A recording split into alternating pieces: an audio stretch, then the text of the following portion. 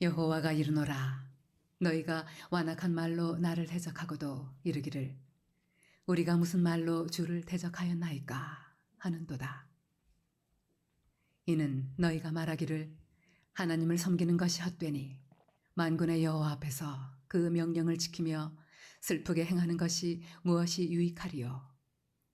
지금 우리는 교만한 자가 복되다 하며 악을 행하는 자가 번성하며 하나님을 시험하는 자가 화를 면한다 하노라 함이라. 그때 여호와를 경외하는 자들이 비차에 말하매 여호와께서 그것을 분명히 들으시고 여호와를 경외하는 자와 그 이름을 존중히 여기는 자를 위하여 여호와 앞에 있는 기념책에 기록하셨느니라. 만군의 여호와가 이르노라.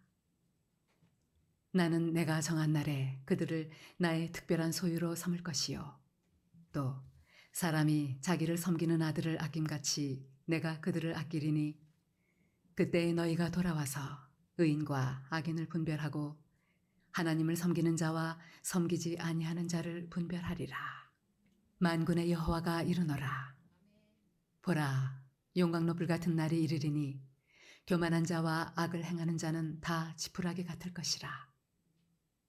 그 이르는 날에 그들을 살라 그 뿌리와 가지를 남기지 아니할 것이로되 내 이름을 경외하는 너희에게는 공의로운 해가 떠올라서 치료하는 광선을 비추리니 너희가 나가서 외양간에서 나온 송아지같이 뛰리라. 또 너희가 악인을 밟을 것이니 그들이 내가 정한 날에 너희 발바닥 밑에 재와 같으리라. 만군의 여호와의 말이니라. 너희는 내가 호렙에서 온 이스라엘을 위하여 내 종 모세에게 명령한 법, 곧 율례와 법도를 기억하라. 아멘. 신앙생활을 하다 보면 하나님께 실망할 때가 있죠. 내 삶이 힘들고 어려우면 우리가 하나님께 실망하기도 하고 우리의 마음이 차가워지기도 합니다. 하나님의 말씀대로 살아보려고 했는데 정작 우리의 삶이 달라지는 게 없으면 하나님에 대한 믿음과 신뢰는 점점 식어지겠죠. 말라기 선지자의 시절에 이스라엘 백성들도 그랬습니다. 포로에서 돌아온 지 100년이 지났고 학개 선지자의 예언에 따라서 성전도 재건했는데 여전히 이스라엘 백성들은 페르시아의 지배 아래에 있었고 과도한 세금과 또 농작물의 부족한 수확과 황충의 피해 때문에 백성들의 삶은 여전히 어려웠습니다. 그러다 보니까 하나님에 대한 믿음이 점점 식어졌다는 것입니다. 오늘날 우리 성도들의 삶도 비슷해 보입니다. 내가 얻는 수확은 여전히 작아 보이는데 우리는 세금이라든지 아니면 우리가 갚아야 할 대출이 과해서 부담이 되기도 합니다. 주변 여건도 여전히 좋지 않아서 일이 잘 없기도 합니다. 열매가 들어오나 싶은데 황충이 한번 몰아치는 것처럼 한순간에 다 빠져나가는 것처럼 느껴지기도 합니다. 그렇게 해서 정작 내 손에 잡히는 게 없다 보니까 자꾸 이런 일들이 반복되니까 하나님을 섬기는 일들보다 하나님께 예배하는 것보다 신앙생활을 하는 것보다 내가 더 중요한 것처럼 살아가는 것처럼 보여진다는 것입니다. 하나님보다 내가 더 중요해지면 예배드리는 것부터 달라집니다. 예배의 형식은 지킬 수 있을지 모릅니다. 하지만 그 안에 하나님을 경외하는 마음은 없다는 것입니다. 죄인들은 하나님께 물어봅니다. 우리가 언제 하나님을 경외하지 않았습니까? 우리가 언제 하나님을 멸시했습니까? 우리가 언제 하나님께 예배드리지 않았습니까? 저는 주일날 예배도 드렸고 수요 예배도 드렸고 근무 기도에 나왔습니다 라고 말하지만 하나님은 우리가 제단에 떡을 드리는 것만 보더라도 너의 마음을 알 수 있다 라고 말씀하십니다. 너희가 더러운 떡을 나의 제단에 드리고도 말하기를 우리가 어떻게 주를 더럽게 하였나이까 하는도다. 만군의 여호와가 이르노라. 너희가 또 말하기를 이 일이 얼마나 번거로운고 하며 코웃음치고 훔친 물건과 저는 것 병든 것을 가져왔느니라. 너희가 이같이 봉헌물을 가져오니 내가 그것을 너희 손에서 받겠느냐? 이는 여호와의 말이니라. 이스라엘 백성들은 내가 생활이 어려워지니까 예배 드리는 것을 번거롭게 생각했습니다. 그러면서 예배는 드리긴 드려야 되니까 그냥 갖다 버릴 만한 것들, 다리 젖는 것도 병든 것도 하나님께 제물로 드렸다는 거예요.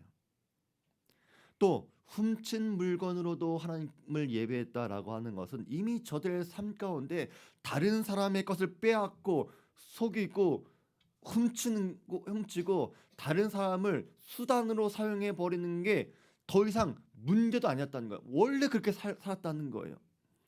하나님께 그렇게 예배 드리면서 그렇게 예배 자리에 나오면서 하나님의 은혜를 구하고 하나님의 도움을 구하고 하나님의 긍휼을 구했던 사람들이 이스라엘 백성들이었고, 어쩌면 오늘날 우리도 그런 마음으로 예배를 드리고 있을지도 모른다는 것입니다. 또 이스라엘 백성들은 하나님과 언약도 약속도 지키지 않았습니다. 만군의 여호와가 이르노라 너희 조상들의 날로부터 너희가 나의 규례를 떠나 지키지 아니하였도다. 사람이 어찌 하나님의 것을 도둑질하겠느냐? 그러나 너희는 나의 것을 도둑질하고도 말하기를 우리가 어떻게 주의 것을 도둑질하였나이까 하는도다. 이는 곧 11조와 봉헌물이라.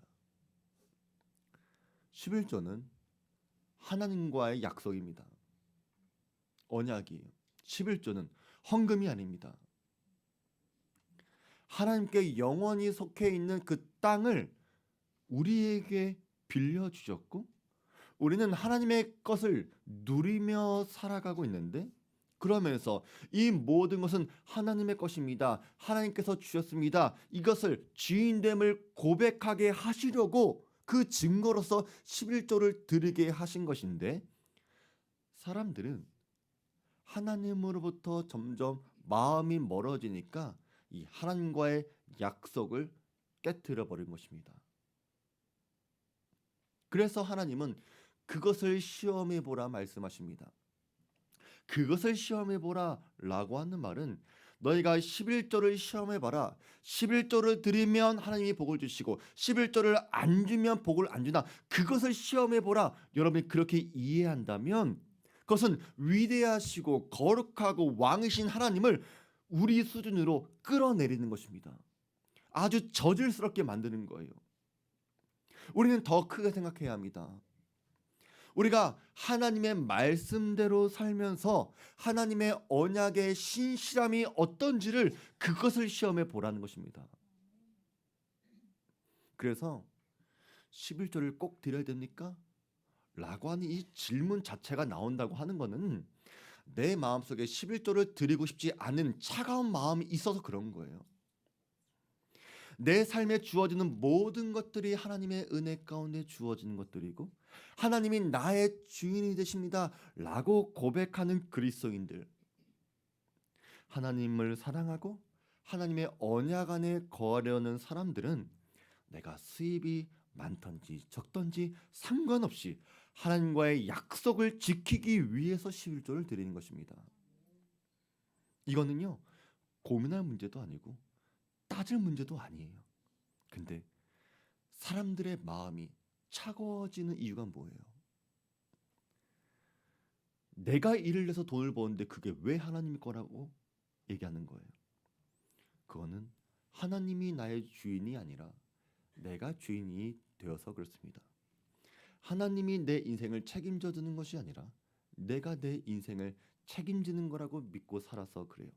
그래서 그 사람들에 대한 문제는 재물에 대한 문제가 아닙니다. 하나님은 그런 사람들을 보시고 나의 규례, 나의 언약을 떠난 사람들이라고 말씀하고 있습니다. 하나님의 것을 도둑질했다고, 허락 없이 사용했다고 말씀하고 있는 거예요. 우리 성도들은 하나님의 언약 안에 거하시는 성도들 되시기 바랍니다. 하나님의 언약 안에 돌아가야지만 하나님도 여러분에게 돌아가실 것입니다. 만군의 여호와가 이르노라 너희 조상들의 날로부터 너희가 나의 규례를 떠나 지키지 아니하였도다. 그런즉 내게로 돌아오라. 그리하면 나도 너희에게로 돌아가리라. 또 이어서 오늘 말씀을 보면 우리가 회복해야 할 것이 또 있다고 말씀하십니다. 그것은 바로 우리들의 완악한 말입니다. 사람들은 말로써 하나님을 대적했습니다. 너희가 완악한 말로 나를 대적하고도 이르기를 우리가 무슨 말로 주를 대적하였나이까 하는도다. 그래서 이 완악한 말이 무엇인지 보니까 이렇게 말합니다. 너희가 말하기를 하나님을 섬기는 것은 헛된 일이다.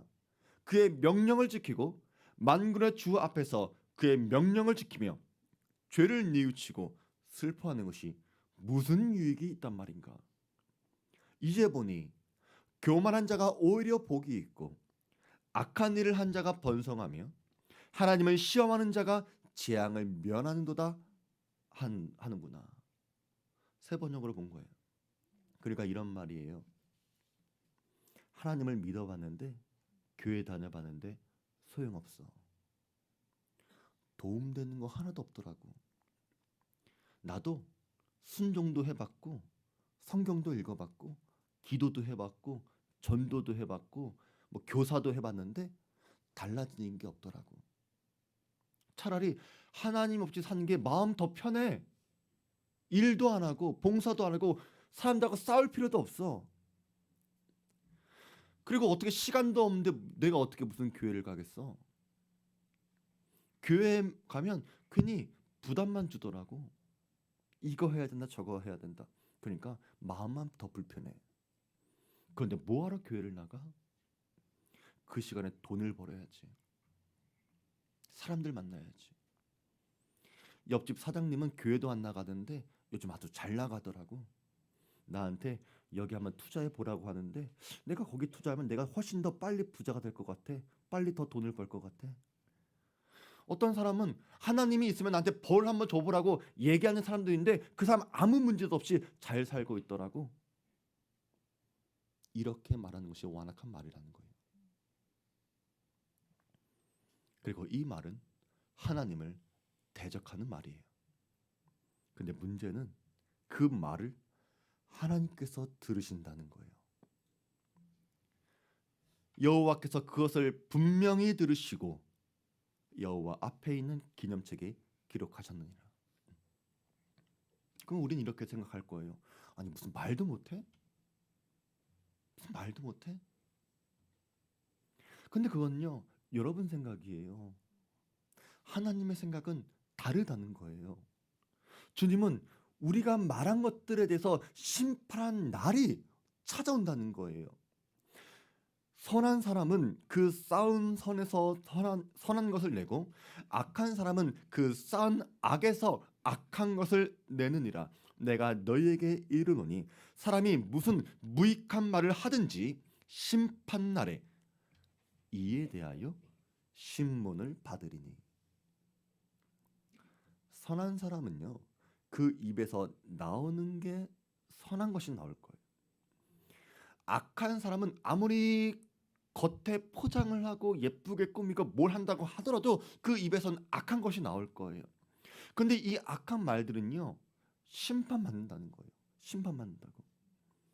여러분이 마지막 날에 하나님 앞에서 여러분은 스스로 왜 그 말을 했는지 심판받는다는 것을 깨닫게 되길 바랍니다. 그래서 전도서 기자는 이렇게 이야기합니다.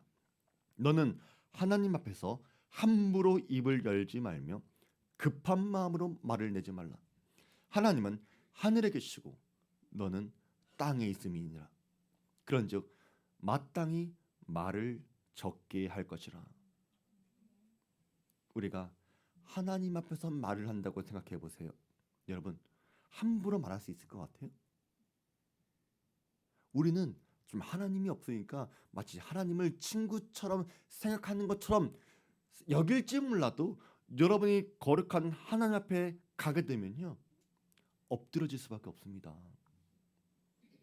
입도 열 수가 없을 거예요. 고개도 들 수 없습니다. 그런데 어떻게 감히 우리가 하나님 앞에서 이렇게 합니까? 저렇게 합니까? 따질 수가 있겠어요? 어떻게 변명을 하겠어요? 없는 자리에서는 나라님도 욕한다는 말이 있잖아요. 그런데 그래서 그런 건지 사람들은 그것을 당연하게 여기는 것 같아요. 없으면 욕해도 돼. 근데 말씀으로 천지를 지으신 하나님은 우리의 입에서 나는 모든 말들을 주목하십니다. 온전한 사람이 어떤 사람인지 아세요? 말에 실수가 없는 사람이 온전한 사람이에요. 우리가 다 실수가 많으니 만일 말에 실수가 없는 자라면 곧 온전한 사람이라. 능히 온 몸도 굴레 씌우리라. 우리가 말들의 입에 재갈 물리는 것은 우리에게 순종하게 하려고 그 온몸을 제어하는 것이라. 그래서 우리 성도들은 말을 너무 쉽게 생각해서는 안 됩니다. 함부로 말하지 마세요. 없는 말을 만드는 것도 문제지만 악한 마음으로도 말하지 마세요. 차라리 말에 입에 재갈을 물리는 것처럼 아무 말 하지 않는 것이 여러분에게 유익할 것입니다.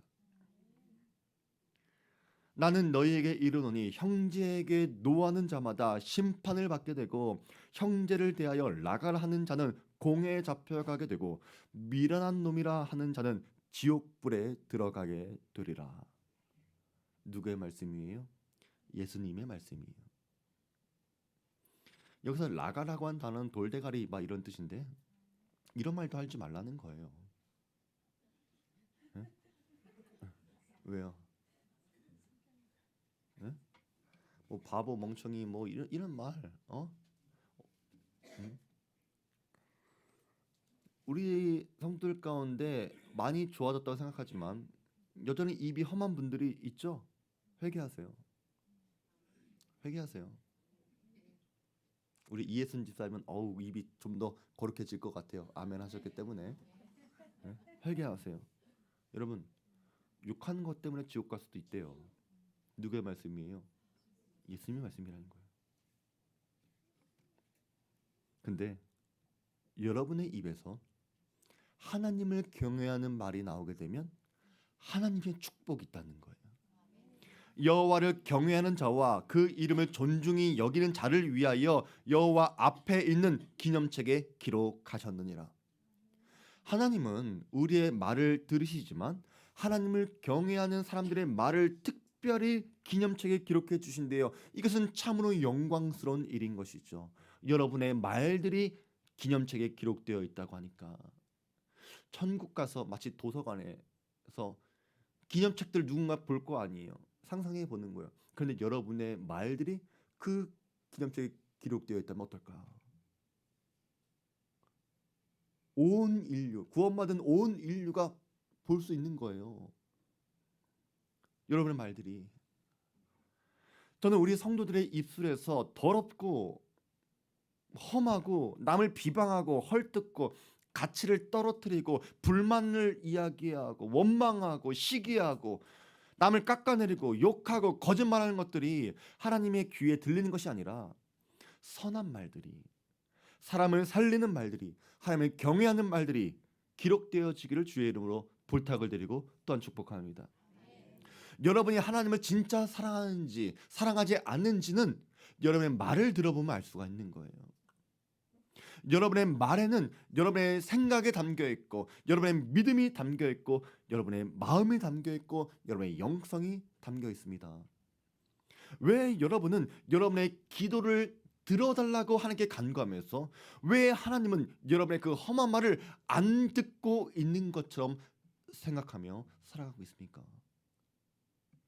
이제부터라도 여러분들이 연약한 형제들을 말씀으로 붙들어 주시고 서로를 위해 기도했던 기도의 언어가 더 많이 들려지기를 원합니다. 사망의 말에서 생명의 언어로 바뀌어지고 저주의 말에서 축복의 언어로 바뀌어지는 우리 성도들 되시기 바랍니다. 여러분이 이렇게 하나님을 경외하는 삶으로 돌아오면 하나님은 여러분을 놀랍게 축복해 주실 것입니다. 만군의 여호와가 이르노라 나는 내가 정한 날에 그들을 나의 특별한 소유로 삼을 것이요 또 사람이 자기를 섬기는 아들을 아낌같이 내가 그들을 아끼리니 그때에 너희가 돌아와서 의인과 악인을 분별하고 하나님의 섬기는 자와 섬기지 아니하는 자를 분별하리라. 여기서 내가 정한 날은 심판의 날이죠. 그 날 심판의 날에 하나님은 하나님을 경외하는 자들을 위해 하나님의 특별한 소유로 삼아 주실 것입니다. 특별한 의미에서 특권을 주신다는 거예요. 특권을. 사람이 자녀를 사랑해서 자녀와 아닌 사람들을 구별하는 것처럼 하나님도 우리를 자녀로 생각해 주시면서 자녀가 아닌 사람들과 따로 구별해 주실 것입니다. 그러니까 지금 하나님의 사랑이 보이지 않는 것처럼 보여도 여러분 그 믿음을 절대로 포기하지 마시기 바랍니다. 여러분이 힘들고 여러분이 어려워도 하나님을 경외하는 마음을 포기하지 않으면 나중에 그 마음이 얼마나 영광스럽고 감당하지 못할 명예로 돌아오는지를 여러분이 보게 될 것입니다. 여러분이 그날에 돌아올 그날에 경험되어질 영광과 명예를 알고 있다면 지금 겪고 있는 어려움과 고난은 정말로 하찮고 별거 없는 문제 때문에 내가 고민하고 있었네? 그것을 알게 될 것입니다. 생각하건대 현재의 고난은 장차 우리에게 나타날 영광과 비교할 수 없도다. 그러니까 지금 당장 여러분이 힘들고 주변 환경이 좋지 않아도 불평하거나 원망하지 마세요. 비교할 필요도 없고 하나님을 모르는 사람들의 성공하는 것을 부러워할 필요도 없습니다. 왜냐하면 그 날은 반드시 올 것이기 때문에 그렇습니다. 그리고 여러분이 살아가면서 그 날이 경험되어졌으면 좋겠어요. 하나님의 때라고 하는 것은 종말론적인 의미가 있죠. 그래서 최후의 날, 최후의 심판은 반드시 올 것입니다. 하지만 우리가 살아가면서도 하나님의 일하시는 카이로스의 시간도 있다는 거예요. 가나의 혼인잔치가 그것을 잘 말해주는 거예요. 혼인잔치에서 마리아가 예수님한테 포도주가 다 떨어졌습니다 라고 말하니까 예수님은 여자여 내 때가 아직 이르지 아니하였습니다 뭐 이렇게 말씀하시잖아요. 여기서의 말한 때는 심판의 때, 최후의 때가 아닐 거예요. 그렇죠? 하나님이 일하시는 그 때를 말하는 거예요. 그런데 이 하나님이 일하시는 이 때는 우리의 삶에서, 우리 인생에서, 우리의 시간 속에서 일어난다는 거예요. 지난 한 주간에도 하나님이 일하시는 때가 있었고 이번 한 주간에도 하나님이 일하시는 때는 있다는 거예요.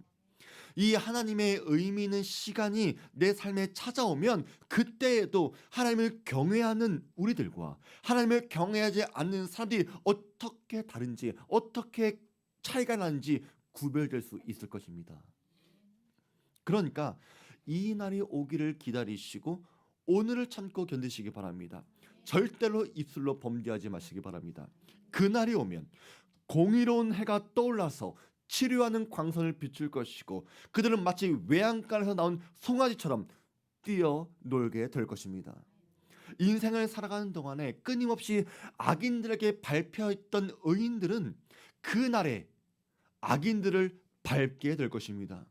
마치 발바닥 밑에 재와 같이 밟게 될 것입니다. 예수님께서 오셨을 때 병자들을 많이 고쳐주었어요. 왜 그런지 아세요?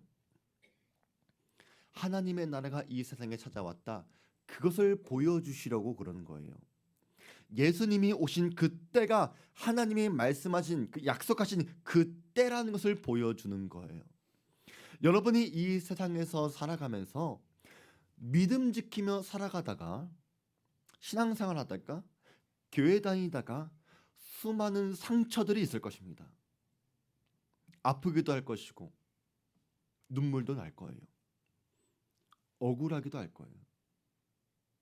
하지만 하나님의 때가 오면 그 상처들이 치유가 될 것입니다.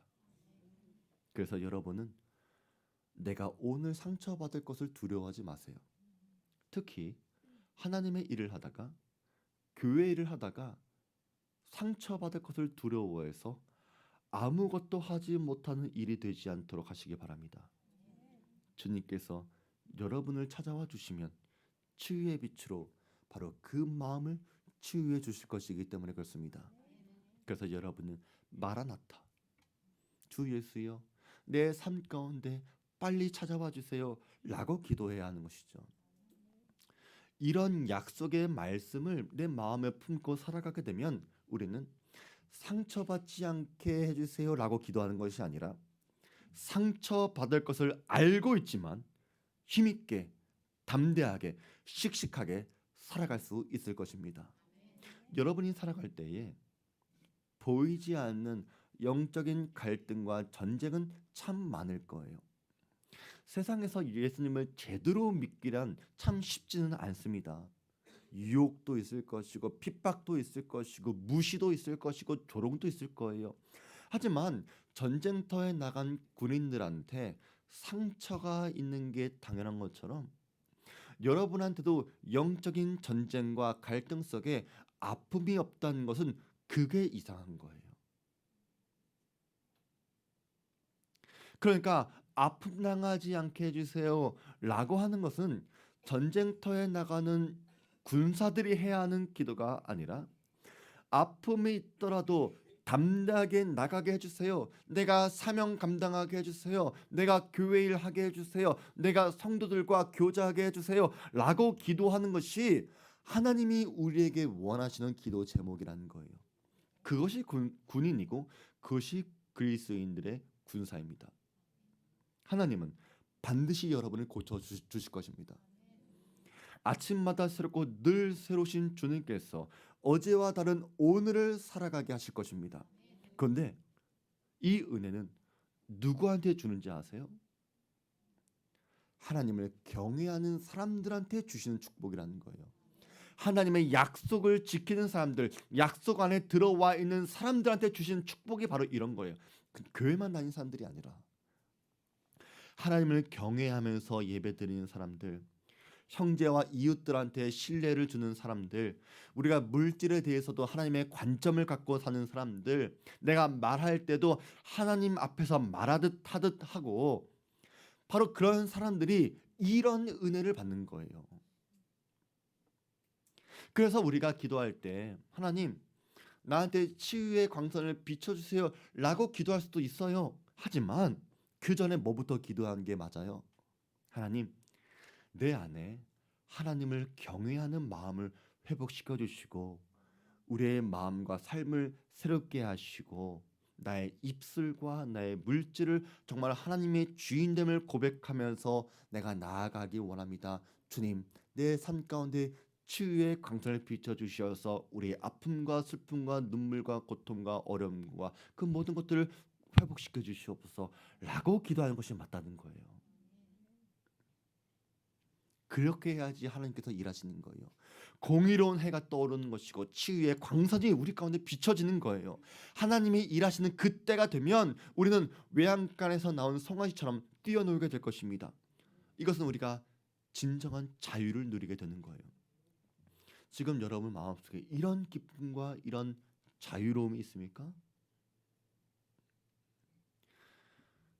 어쩌면 우리의 육신이 약해서 육신의 뭐 질병 때문에 뭐 나이 때문에 우리 못한다고 생각할 것이고 또 내 마음속에 근심이 있고 걱정이 있고 염려가 있고 이런 것 때문에 우리가 신나지 못할 수도 있고 어쩌면 우리는 수많은 여러 가지 이유들 때문에 이런 마음의 기쁨과 자유가 없을 수 있어요. 하지만 사랑하는 성도 여러분, 주 예수 그리스도를 믿기 바랍니다.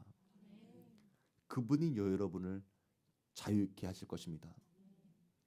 우리의 연약함, 우리의 무지함, 우리의 믿음 없음, 우리의 게으름, 우리의 완악함, 우리의 핑곗거리들을 다 주 앞에 고백하시고 죄 사함을 받으시기 바랍니다. 주께서 우리를 구원할 것입니다.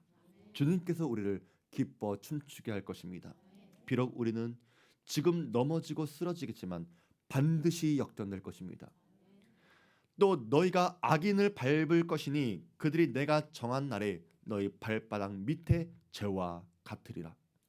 그래서 하나님을 사랑하는 사람들, 하나님을 경외하는 사람들, 하나님을 위하여 눈물로 상처받을 것을 두려워하지 않으며 주의 일을 감당하는 모든 성도들은 반드시 승리할 날이 올 것입니다. 그래서 우리는 지금부터 믿음으로 선포해야 합니다.